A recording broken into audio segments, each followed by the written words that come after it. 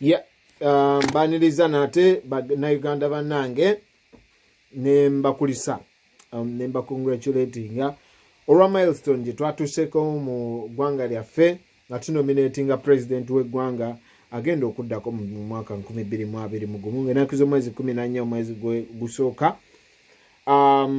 President Robert Kyagulanyi Ssentamu. So njalo bayozayoza mwenna bannayuganda olw'okutuuka ku kkula eryo. Njalo okubayozayoza ate era olw'okuba nti nno twatongoza manifesto ku ebyo bye tugenda okukolera abannayuganda promise yaffe era nga ffenna tukwatidde wamu nga abannayuganda nkakasanga ebyo byonna bigenda kubeera nga bikolebwa olw'okukyusa ekifaananyi ky'eggwanga lyaffe n'okukyusa obukulembeze mu ngeri ennungamu era eragibwa mu mateeka. Kakati ndi wano okusookera ddala okuwozayeza abo bonna abaali mu feezi yaffe esooka eya operation teeka Kyagulanyi mu ntebe. Operation eyo egenda kutuuka paka ku mission ya kuteeka Kyagulanyi mu ntebe. Bwe tumala omussaamu operation eba ewedde ng'atandika kukola mirimu gye tumutumye. Ffe ng'Abannayuganda kyovula banjagala nnyo tubeere involved kubanga ffe bwe tumutuma kitegeeza abajja kukola ffe bye twagala so si kutugirayo mamba kutugirayo tiyagaasi. N'olw'ensonga eyo twabadde ne phase 1 operation eyo yabadde yakunominatinga omukulembeze waffe era ndi happy okuba reportingira nti abantu abawera ddala 28 be baavuddeyo abaleese miliyoni okubeera nga babeera part of struggle nga bateeka Robert Kyagulanyi okulaba nga ali nominated. Kakati ndi wano okubuulira ku phase 2. Phase 2 eno egenda kukwatagana ne phase 3 zigenda tutambulira wamu. Oluvannyuma nja kunnyonnyola phase 4 ne phase 5 paka lwe tunaatuuka entebe mu ntebe. So phase 2 waliwo mikwano gyange ababadde bagamba tebaafunye mukisa kubeera part of that Ugandan million abaleese million. Njala bawa amawulire amalungi nti campaign zitandise era phase zino okuva ku eyokubiri okutuuka ku enaasemba zigendererwamu kukubira Robert Kyagulanyi Ssentamu campaign. So kiki kye tulina okukola ffe ng'Abannayuganda? Gwe munnayuganda asobola okukwata million nga muli owulira nti Uganda mutuufu yandibadde obukulembeze bwakyuse nadda bwalibadde bwakyuka luli 25 nga tebannakyusa na constitution bwandibadde bwakyuka 2017 nga tebannakyusa constitution kujjawo myaka bwandibadde bwakyuka jjo ng'ogamba nti naye bwe kibanga okuteeka Kyagulanyi mu ntebe okujjako President Museveni twetaaga sente miliyoni eyange yiyo. Kakati operation eno kyetuvudde tugiyita eyange yiyo. Eno efeeze ey'okubiri bagiyita eyange yiyo enki miliyoni. Nti bwe kubanga okumuggyako kyetaagisa nze ndeete miliyoni emu eyange yiyo. Miliyoni eyo gireete giweereze ku nnamba ez'obulijjo ze tuweerezaako. Ngenda kuzikusomera eya Cash App eri +1 857 719 4451 +1 857 719 4451 eriko cash otekako cash $sign people power UG eyo Cash App. Then netubeera ne number eza mobile money ezo zonga ziri Uganda. Enamba esooka eri 0703 63 63 63 ereeta erinnya Daniel I wrote. Netubeera ne simu eya 0787 067 100 087 067 100. Enamba eyo eri manya galiko Pesa Money Limited. Kakati bw'omala okuweereza ku simu ez'esatu zenkuwadde n'omala okuweereza akakasente ako gwe jangu mpereza WhatsApp ku simu yange. Eyange teri part of kwezo z'oweerezaako. Eyange eri 0774 ya Uganda naye bw'ogikuba tejja yitamu kuba siri Uganda naye weereza WhatsApp eri 0774 9 77708.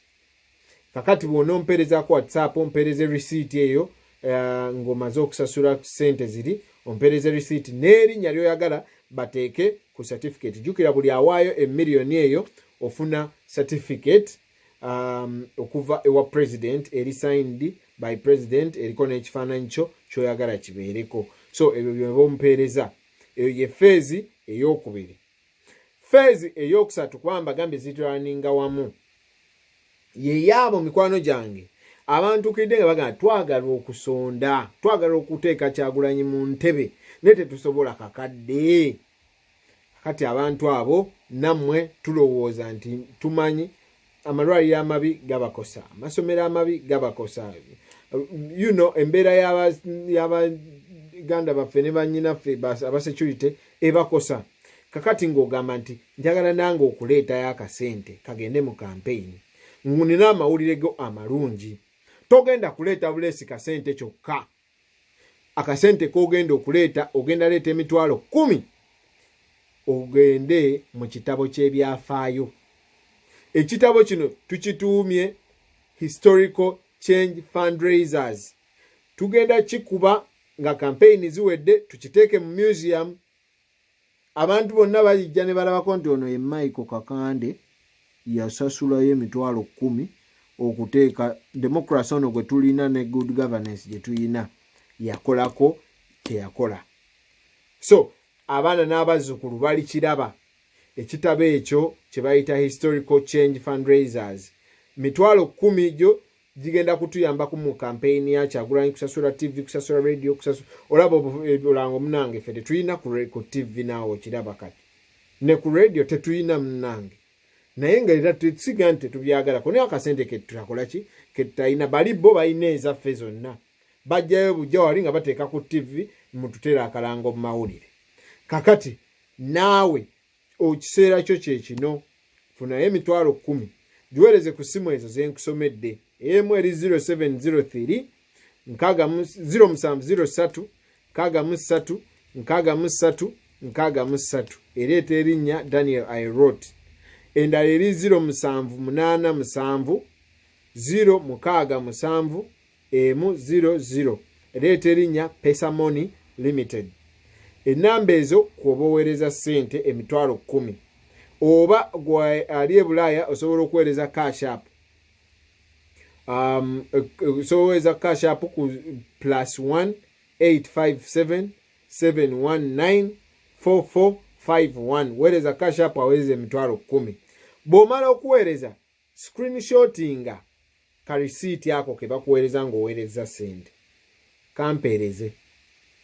Kampeereze ku esimu yange eri 0774 teri kuziri eri 0774 97708 08. Mperezaako ka receipt yako n'erinnya lyo ly'oyagala tuteeke mu kitabo ekyo eky'ebyafaayo. Olwo nno ojja kubanga ofundraisinze eri campaign ya Robert Kyagulanyi Ssentamu. Gamba ne kitaawo, gamba ne maamawo, gamba ne mugandawo, gamba ne mwannyoko, ffenna tuli bannayuganda era Uganda etukwatirwako wamu. Bwe batukuba tiya gaasi batukuba ffenna. Bwe babba ssente ezandiyambye malwaliro ffenna tufiirwa. Ssente zaffe ze bakwata ne bawa abantu abayibba mayinja bayimbe, ze bakwata ne bawa abafulufiga, ze bakwata ne bawa abantu ezantuyambye malwaliro. Yessaawa tuzizze nga tusoose ne tuteekayo akasente ke tusobola mu campaign ya Kyagulanyi tumale tukajjeyo tuzijjeyo tuzikomewo ziyambe eggwanga lyonna. Olwo nno tulyoke tufune bali tugaye ssente zino wazifuna otya zizze. Okitegedde? N'olw'ensonga eyo zezo phase 2 ze njagadde okunnyonnyola muganda wange gwe Munnayuganda munnange. Phase esooka bagiyita eyange yiyo. Phase ey'okubiri bagiyita nteekaako. Bw'ompeereza ekifaananyi ekyo rather bw'ompeereza erinnya lyo ne screenshot ya receipt gy'osasudde $10,000 ng'oŋŋamba nteekaako kuki ku kitabo ekyo eky'ebyafaayo. Gwasasudde $10,000 gwasasudde $1,000,000 campaign phase yo tugiyita eyange yiyo era gw'ojja kuba mu kitabo kino eky'ebyafaayo ate era ojja kufuna ne certificate okuva ewa president Robert Kyagulanyi Ssentamu. Si certificate eno ey'ekipapula, abaafunye ku certificate ziri bajja kubuulira certificate efaanana etya. Mwebale nnyo, nyamba otambuze vidiyo eno tusobole okufuna abantu bangi nga bwe kisoboka bafune tusobole okununula eggwanga lyaffe nga ffenna tuli wamu. Nze Kapalaga naye nga n'erya Michael Kakande byange.